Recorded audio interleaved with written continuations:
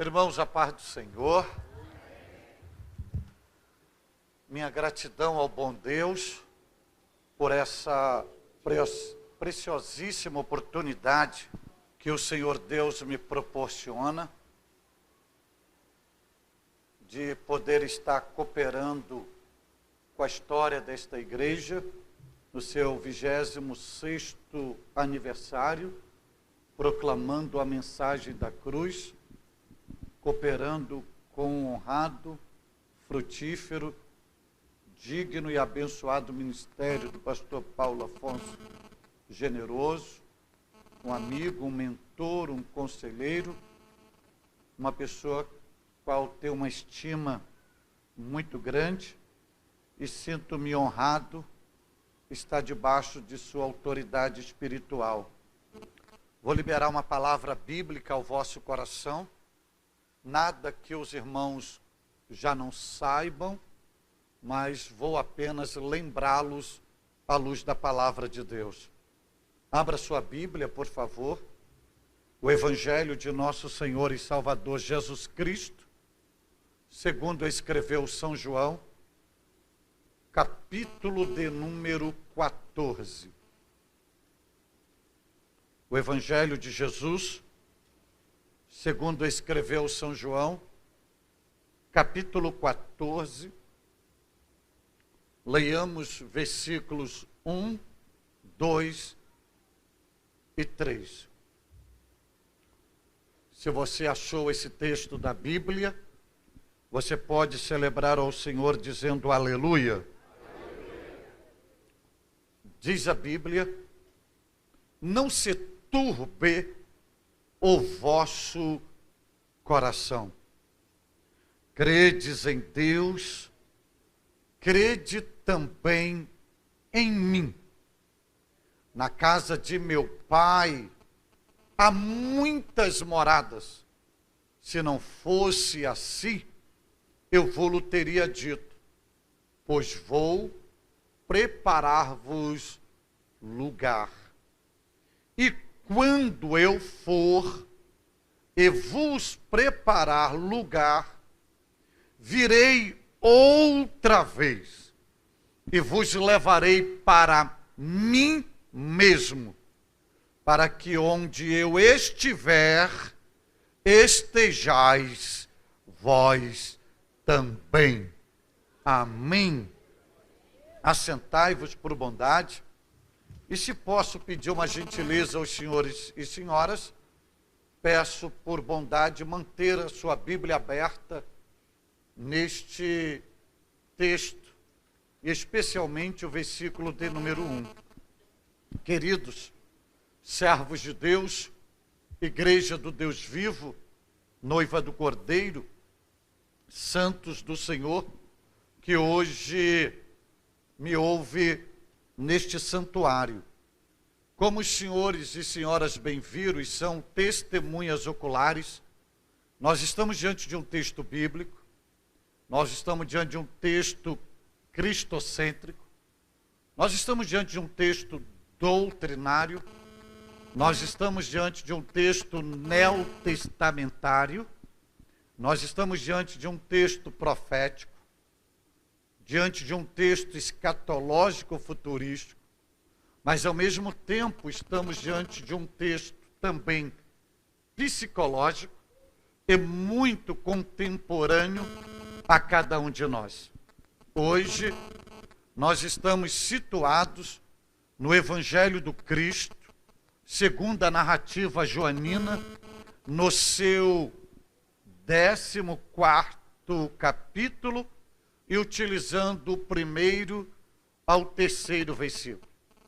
Algumas verdades estão intrínsecas nesses 3 versículos, que os senhores conhecem muito bem, e haja vista até recita o mesmo com muita facilidade, mas existem algumas coisas riquíssimas neste versículo.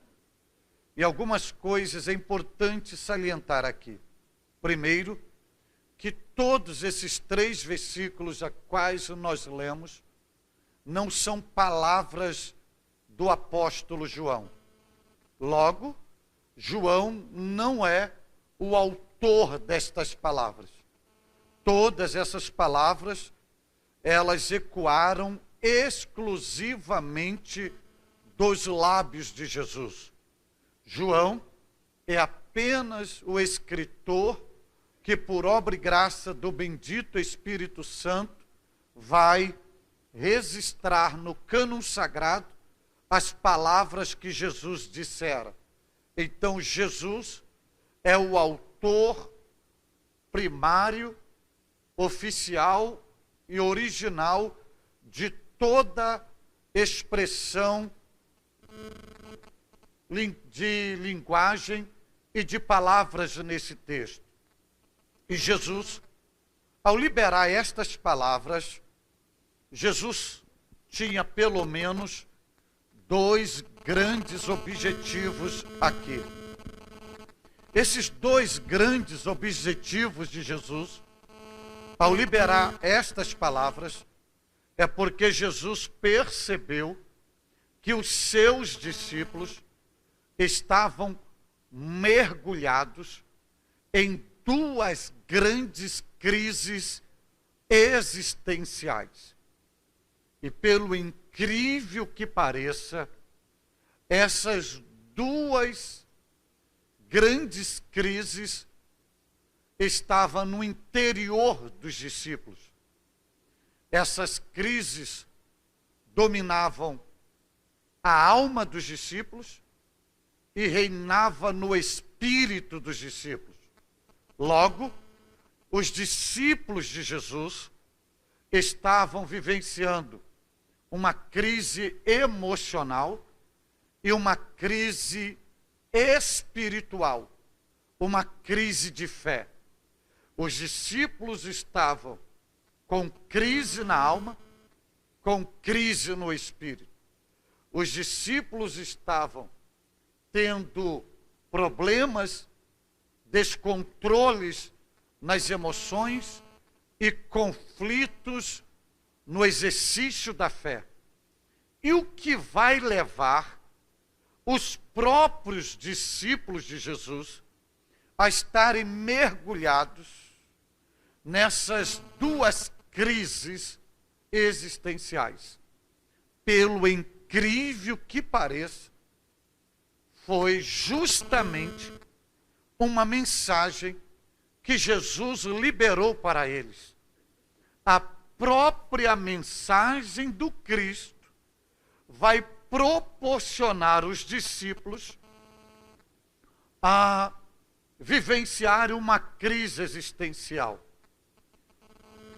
E essa mensagem de Jesus está no capítulo 13 do Evangelho segundo João. Eu poderia pontuar alguma coisa no capítulo 13 que vai gerar essa metamorfose no interior dos discípulos, mas de tudo que a gente poderia pontuar, vou apenas sinalizar para os senhores a partir do versículo 31.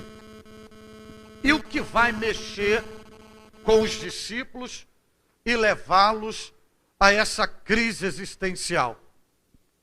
É um momento em que Jesus reúne os mesmos para falar da sua despedida, para falar da sua partida.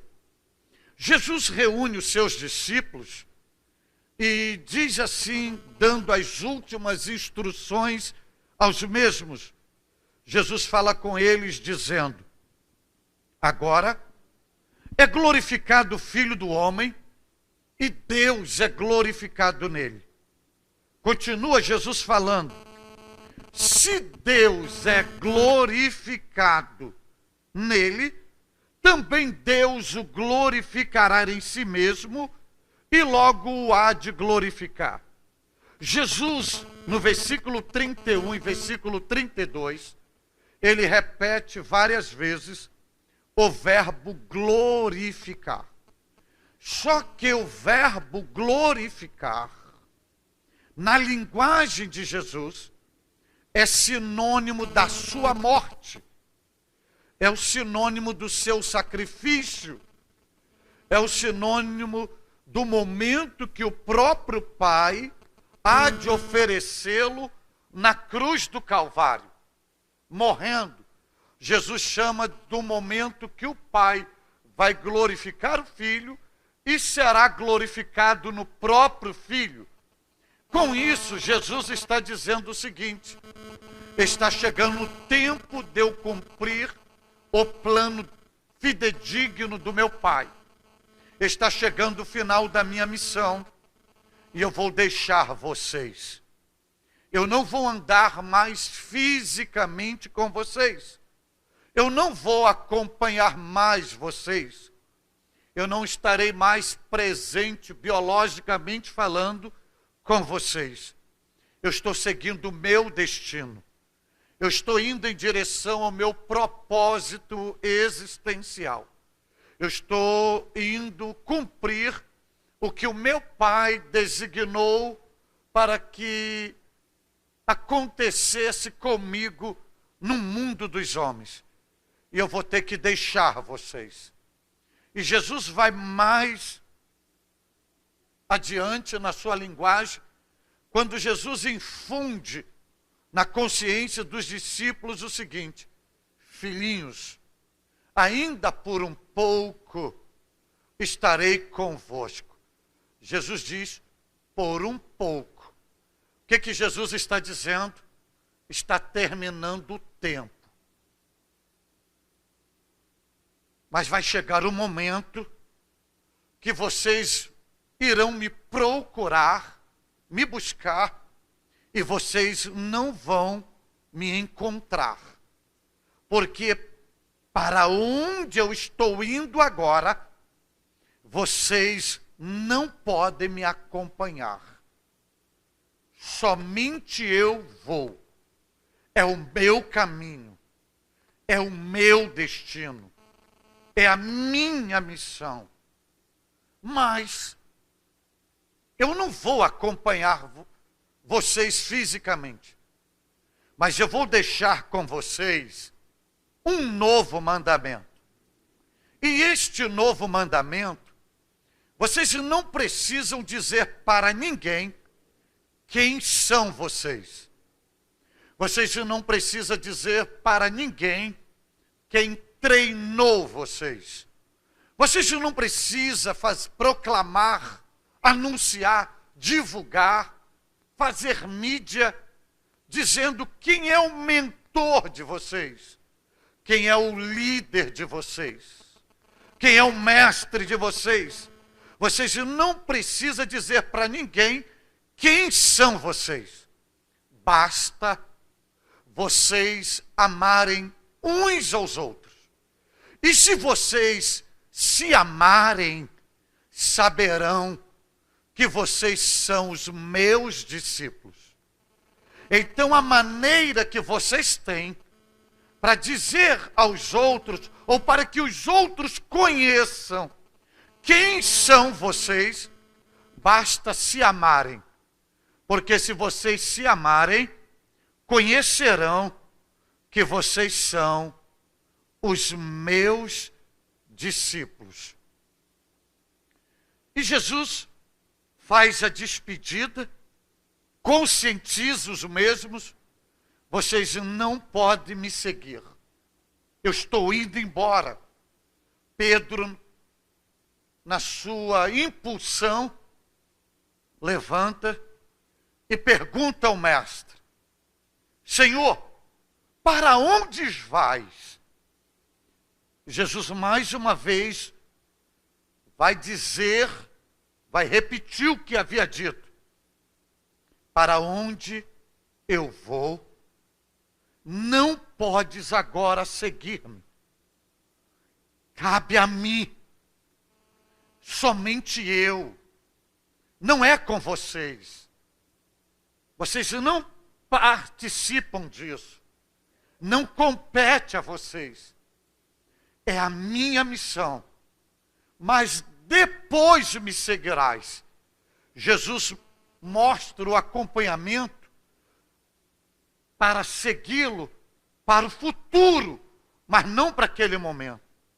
Pedro não entende o propósito do Mestre. Pedro não compreende que chegou o momento dos desígnios do Pai cumprir-se no Filho. Pedro não tem a compreensão do propósito divino no próprio Filho. E Pedro questiona mais uma vez. E o questionamento de Pedro é: por que não posso te seguir agora? Por ti darei a minha vida. Querido, aqui tem uma lição muito grande. Primeira lição: quando você não entende o propósito de Deus na vida de uma pessoa, não faça voto que você não é capaz de cumprir.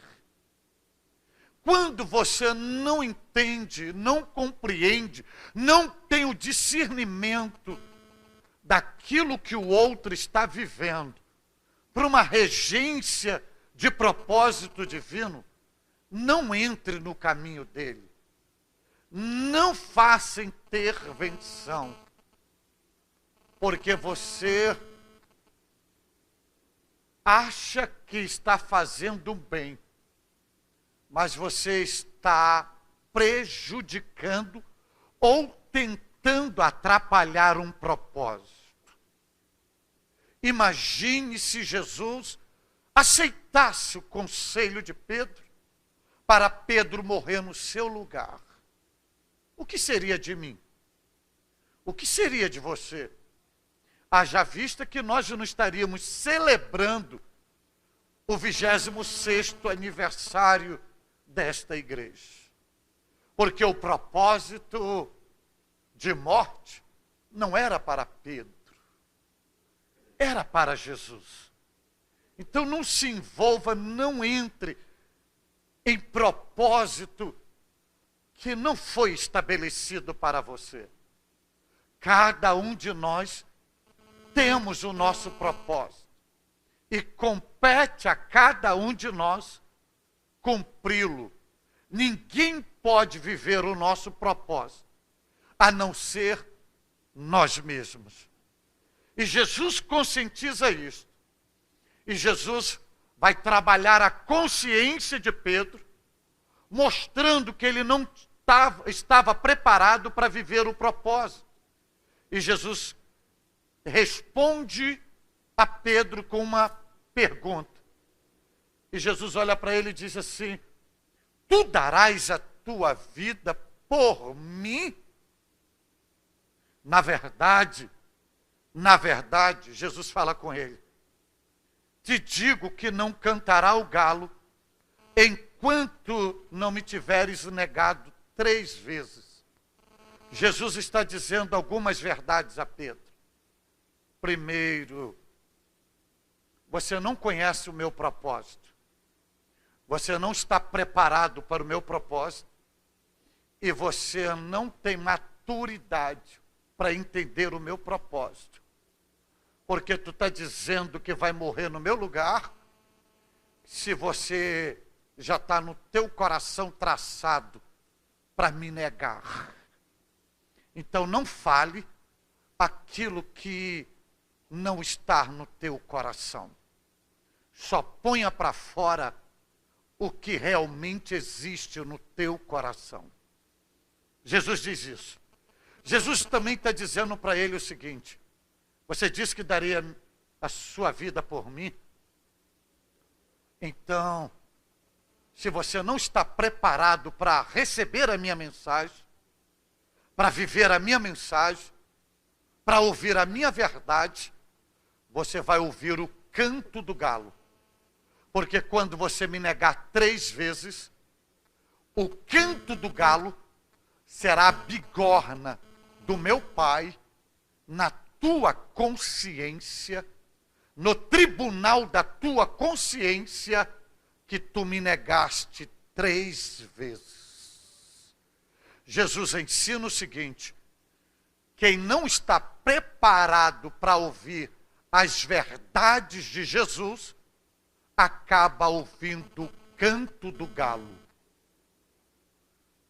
E nós não fomos chamados para ouvir o canto do galo. O propósito de Deus para nós é Cantares 2:11 e 12. Eis que passou o inverno, as chuvas cessaram e se foram, aparecem as flores na terra, o tempo de cantar chegou, e a voz das rolas ou da pomba se ouve na nossa terra. O propósito de Deus para nós não é ouvir o canto do galo, mas é ouvir o canto ou a voz das pombas ou das rolas, que são simbologia do Espírito Santo. Mas quem não está preparado para ouvir verdades de Jesus, banhada pelo Espírito Santo, acaba ouvindo no tribunal da sua consciência o canto do galo. Você negou, você negou, você negou. Jesus se despediu deles, e era para Jesus seguir o seu destino. Mas ao invés de Jesus seguir o seu destino, Jesus foca os olhos dele nos seus discípulos. Saiba que os olhos de Jesus é mais penetrante do que qualquer aparelho de ressonância magnética ou de tomografia computadorizada. Os olhos de Jesus é mais potente do que o telescópio da NASA. Porque quando Jesus olha para os discípulos, Jesus não contempla apenas o estereótipo dos discípulos. Os olhos de Jesus penetram a estrutura biológica, vai no âmago da alma e vai no ponto central do espírito. E Jesus faz uma leitura, uma anamnese do interior dos seus discípulos e percebe que os seus discípulos, por causa da palavra de despedida, estão mergulhados, envolvidos, dominados por um tsunami existencial e estão em crise. Então, o que Jesus faz? Ao invés de ir para o seu destino, e ao invés de fazer qualquer promessa para os seus discípulos, Jesus vai usar um método terapêutico. E qual é o método terapêutico?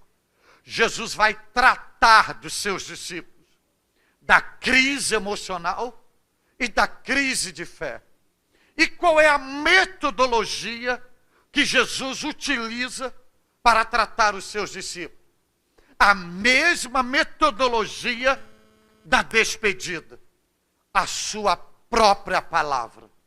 E Jesus então olha para os discípulos e começa a dizer o que nós lemos hoje. Não se turbe o vosso coração. Quando Jesus diz, não se turbe o vosso coração, veja que Jesus usa o termo coração. Jesus, quando utiliza a palavra coração, Jesus não está se referindo ao músculo que bombeia o sangue no organismo humano via as vias circulatórias. Não.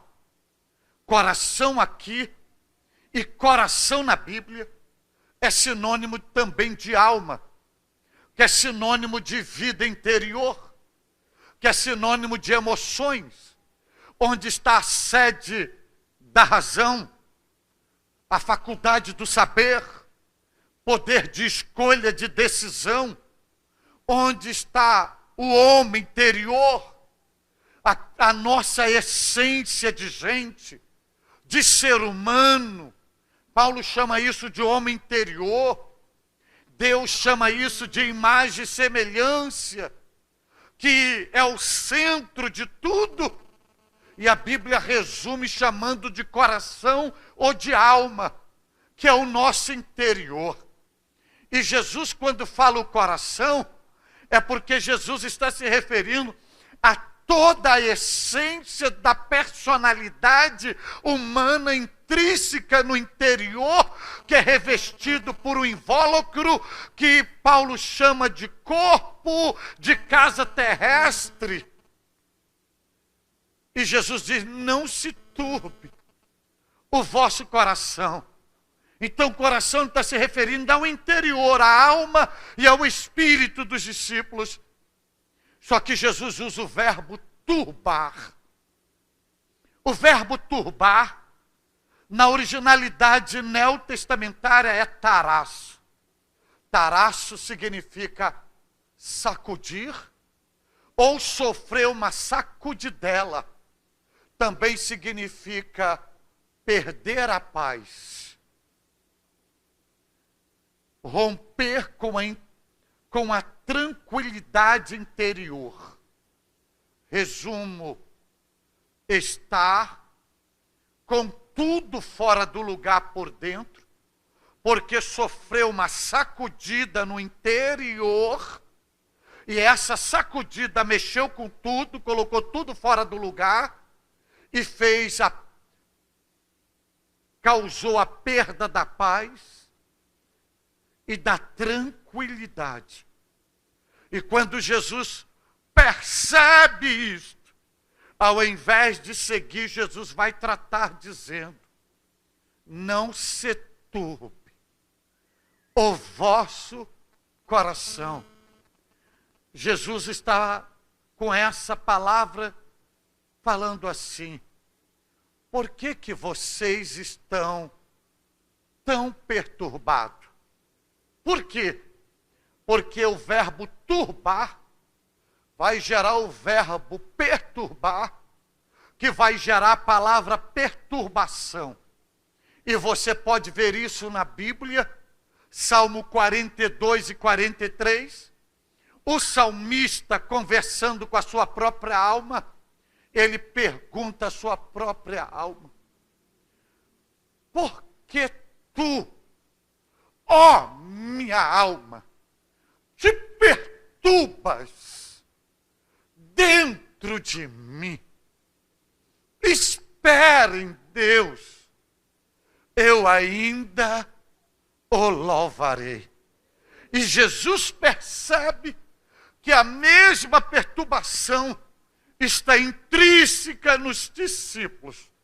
E ele, quando percebe isso, ele diz aos mesmos: não se turbe o vosso coração. O que é que Jesus está dizendo e ministrando no interior dele? Jesus está dizendo o seguinte: por que esse desespero tão grande dentro de vocês? Por que vocês perderam a paz com tanta rapidez? Por que vocês se tornaram intranquilos com tanta facilidade? Acalmem, sosseguem, descansem, fiquem tranquilos. Eu estou indo, mas isso não significa a perda do controle da situação. Eu estou indo cumprir o meu propósito, mas eu continuo no controle da vida de vocês. Aquietem, descansem, sosseguem. É justamente a razão desse 26º aniversário. Deus te trouxe hoje aqui para lhe dizer: meu filho, minha filha, por que esse terremoto existencial dentro de você, que alterou tudo dentro de você, que colocou o seu interior fora do lugar? Por que essa perturbação aí dentro? Por que você perdeu a paz? Por que você está intranquilo? Não se turbe, ou seja, sossegai. Sossegai. Entenda que o verbo sossegar, sabe quando Jesus utilizou? Para uma tempestade. Sossega, ventos. A tempestade que está dentro de você, ele está dizendo, meu filho, sossega, aquieta-te, fique tranquilo. Por que você perde o domínio próprio com tanta rapidez? Se o domínio próprio é fruto do Espírito, por que essa guerra dentro de você? Aquieta-te.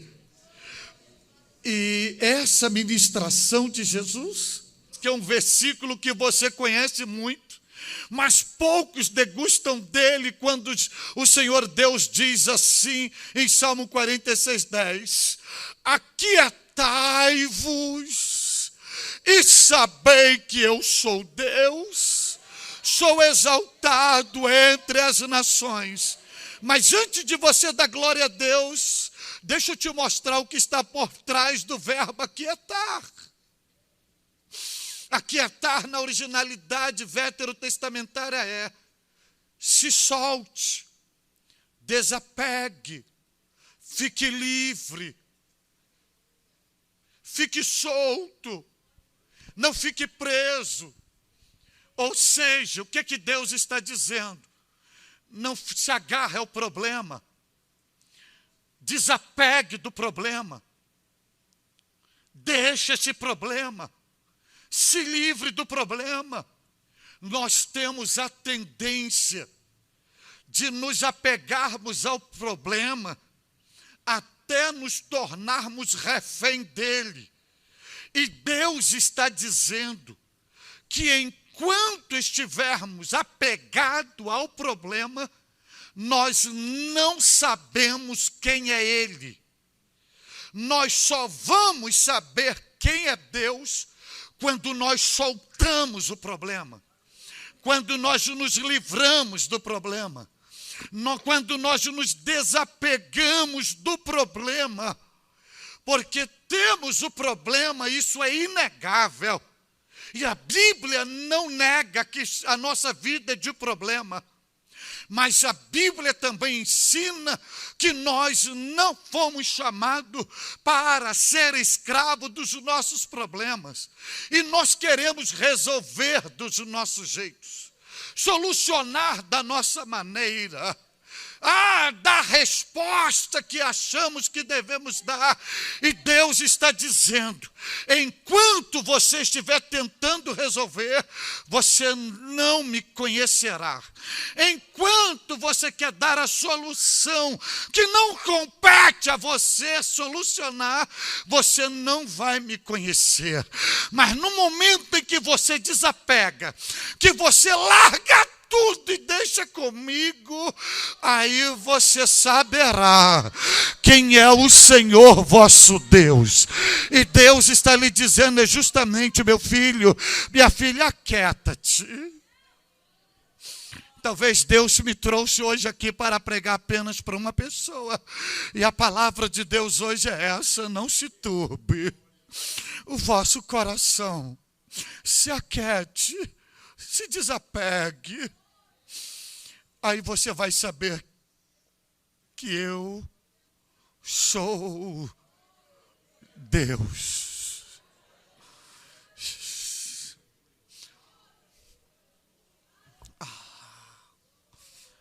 Aleluia! Aleluia! Aleluia! Glória a Deus! Glória a Deus!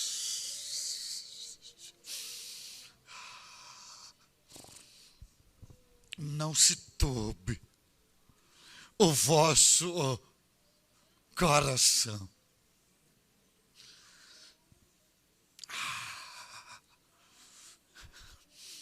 A mesma mensagem, ela se repete no Salmo 37, versículo 5, quando o Senhor falando, viu o salmista, diz assim: entrega o teu caminho ao Senhor, confia nele, e o mais ele o fará. Deixa eu mostrar algo aos senhores e senhoras aqui. Quando o salmista fala em caminho, não está se referindo à estrada, não está se referindo a vielas. Caminho ali é sinônimo de vida. Na verdade, ele está dizendo assim: entrega a tua vida por completo, ou plena, ou por completa ao Senhor. Confia nele, e o mais ele o fará. Então, o que cabe a nós? O que cabe a nós é apenas duas coisas: entregar e confiar. Mas fazer é ele que faz. Agir é ele que age. Curar é ele que cura. Abrir é ele que abre. Resolver é ele que resolve. Pelejar é ele que peleja. E receba esta palavra: nesta peleja não tereis que pelejar. Resolver é ele que resolve. Mudar é ele que muda. Abater é ele que abate. Exaltar é ele que exalta. Transformar é ele que transforma.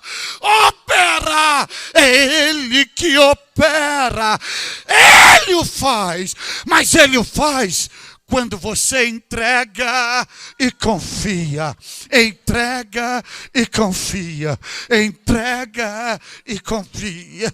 Que quando você entrega e confia, aí compete a ele fazer.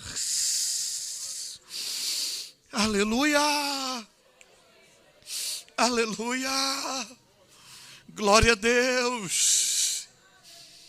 Bendito é Deus! Bendito é o Todo-Poderoso! Bendito é o Senhor! Aleluia! Aleluia! Glória a Deus! E quem está ouvindo isso são os seus discípulos. E quem está entre os discípulos? O próprio Pedro, que o questionou várias vezes.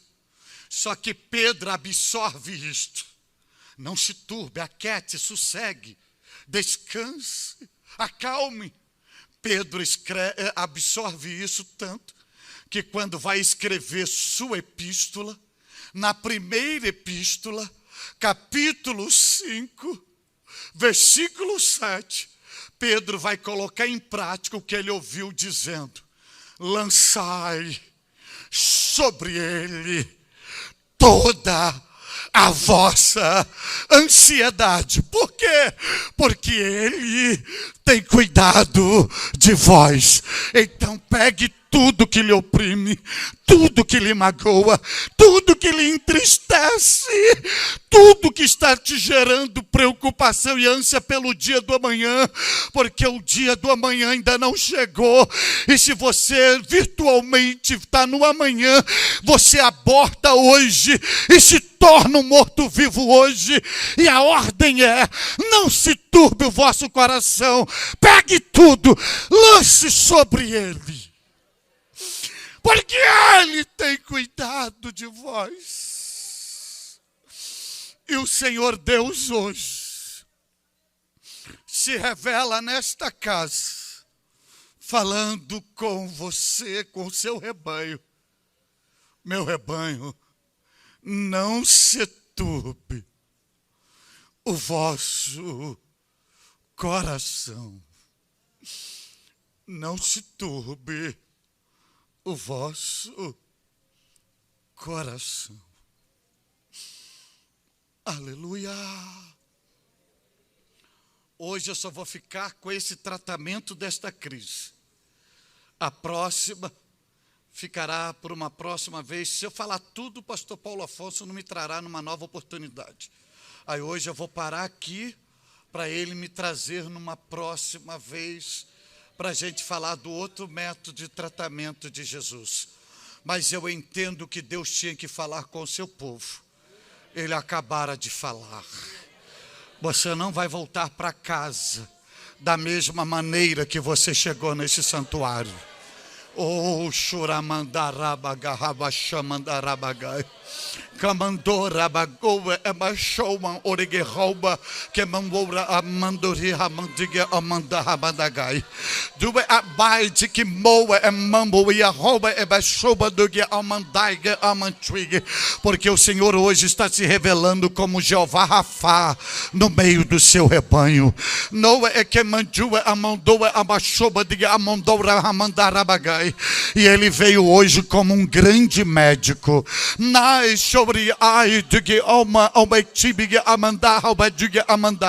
E você não voltará doente para casa da mesma maneira que você chegou hoje aqui.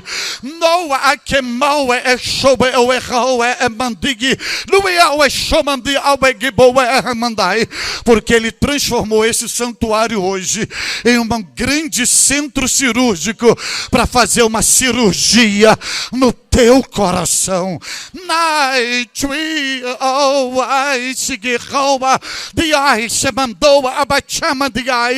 E através da sua presença, esse peso, essa dor, essa mágoa, essa tristeza, essa roxidão, esse sangramento que estava no teu coração, Ele está removendo agora, via a sua preciosa presença.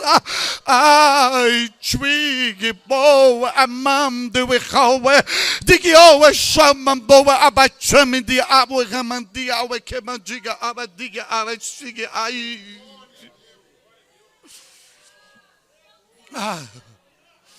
E um milagre da parte de Deus está acontecendo agora. Noa shumanduri awe hawe kemoe shumanduri amoe abadigi obedia mandi abadaga abatibiga amandiga. Que o Senhor seja louvado. Que o Senhor seja adorado. Que o Senhor seja magnificado.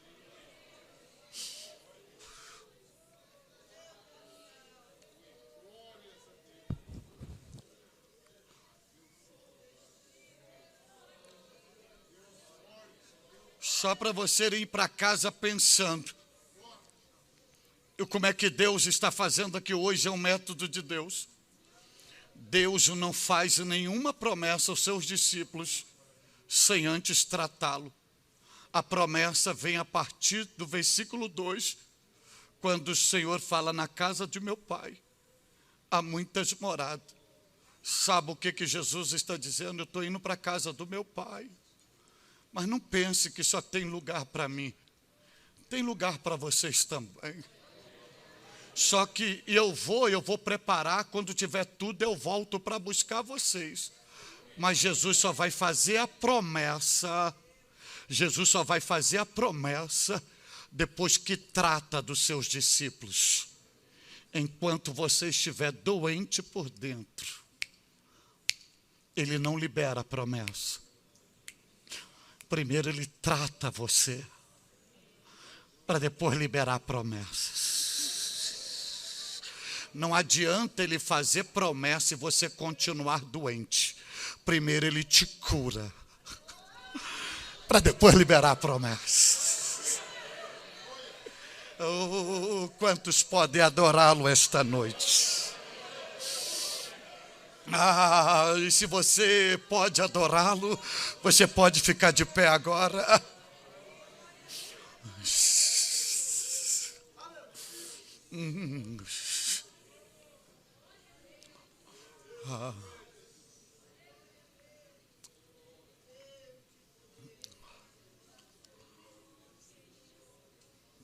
Bendito é o Senhor.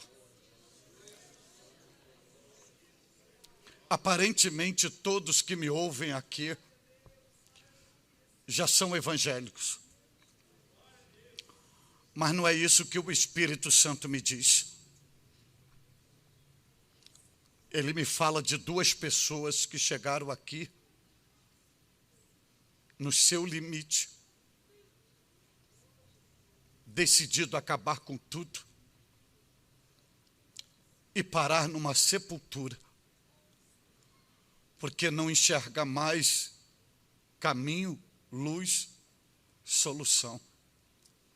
E o Senhor te trouxe hoje aqui para tratar de você e para lhe dizer: eu sou teu pai, eu não tenho vergonha de você, e eu sei o que você está sentindo, porque eu sinto a sua dor.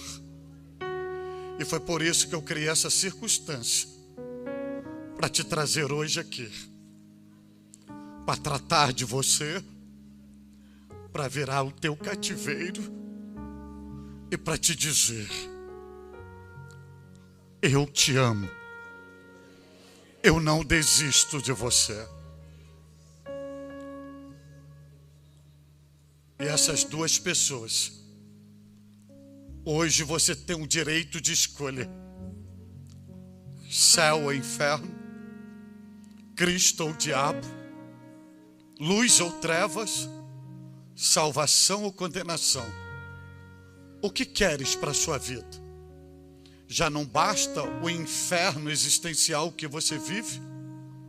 O Senhor hoje te chama: filho, filha, dai-me o teu coração. Eu quero tratar dele. Mas ele pede, ele não toma. E só você pode entregar o seu coração. Eu quero lhe ajudar. Eu quero orar por você. E se você me ouve e deseja reconhecer Jesus como Senhor e Salvador da sua vida, ou voltar para Ele, você tem a oportunidade agora de sair do seu lugar e vir até o altar, que eu vou orar por você. Alguém entre nós, não evangélico, ou afastado do evangelho, que deseja o Senhor como seu Salvador e Senhor da vida, venha a Cristo agora. Venha até ao altar, que eu vou orar por você. Há alguém aqui hoje, e o Espírito Santo não mente, e ele falou nitidamente no meu coração, acerca de duas pessoas. E as duas pessoas que me ouvem, é tão urgente, que vocês têm 3 segundinhos, só 3 segundinhos, para definir o destino de vocês. Marca da besta, lago de fogo, ou qualidade de vida, vida em abundância, garantia de vida eterna em Cristo. Então você tem 3 segundos para escapar com vida. Onde está você? Você tem 2 segundos para alcançar a bênção da salvação.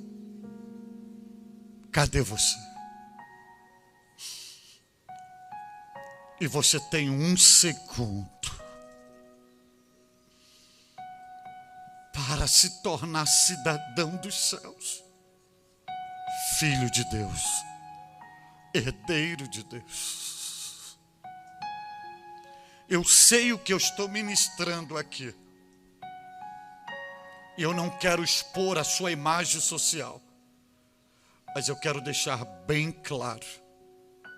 Encerro dizendo: se a última trombeta tocar esta noite, você é candidato ou candidata fortíssimo a receber a marca da besta. Por isto eu encerro dizendo: a última oportunidade de Deus para a tua alma ser salva neste culto, Deus está te dando agora. Se você quer mudar de vida e viver o melhor de Deus, levante uma das suas mãos e venha a Cristo agora. Porque não adianta chorar, derramar lágrimas, se essas lágrimas são de remorso e não de arrependimento. E eu estou falando de destino. Hoje é teu destino. Onde está você? O que cabe a mim fazer, eu fiz. Agora é você e Deus. E Deus e você.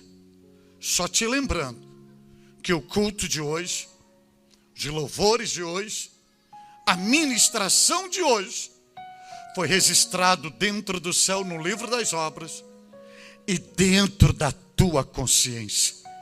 Você nunca mais poderá se justificar. Por isso eu estou te chamando ao encontro com o Pai, com o Senhor.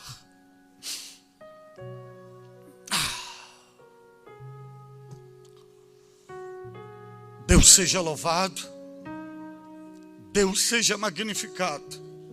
Quantos que me ouvem hoje aqui podem fazer uma viagem introspectiva no seu homem interior e ver se aí dentro existe um tributo de gratidão a Deus, aquilo que Deus merece ouvir dos teus lábios. E se tem, ponha para fora agora com toda a força da sua alma e adore ao Senhor. Ofereça a Deus, porque Ele é bom e a sua misericórdia dura para sempre. E vá para casa com esta palavra: não se turbe o vosso coração, não se turbe o vosso coração, não se turbe o vosso coração. Deus te abençoe muitíssimo em Cristo Jesus. Amém.